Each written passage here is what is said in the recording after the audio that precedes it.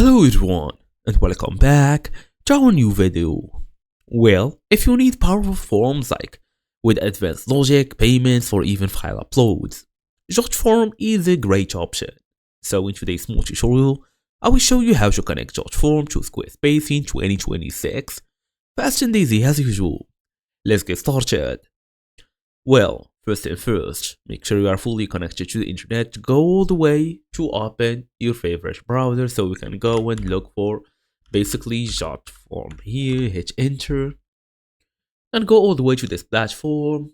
Tap on this website, it will open a new window or tab so you can see the whole platform. All you're gonna do now is use your email address and password, or even use some saved ones.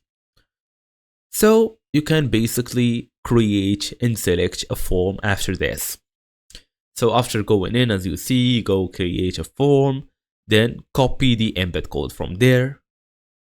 By tapping on publish, then embed, then copy the code. It's time now to go back to the Squarespace platform where you should just usually log in using your email address and password. So here is our dashboard now. It's time now to go all the way to the edit pages or page editor. We're going to tap on this. Then we're going to tap on edit. So for example, we're going to add a code here. We're going to tap on add block, go all the way down. Tap on either code or embed. It depends on you. So as for code, we have this small window.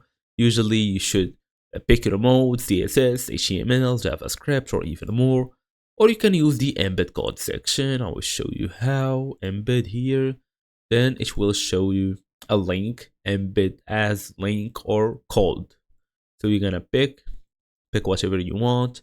After being fully done, tap on save, publish, then test the form by submitting a test response and confirm it fully appears in JotForm.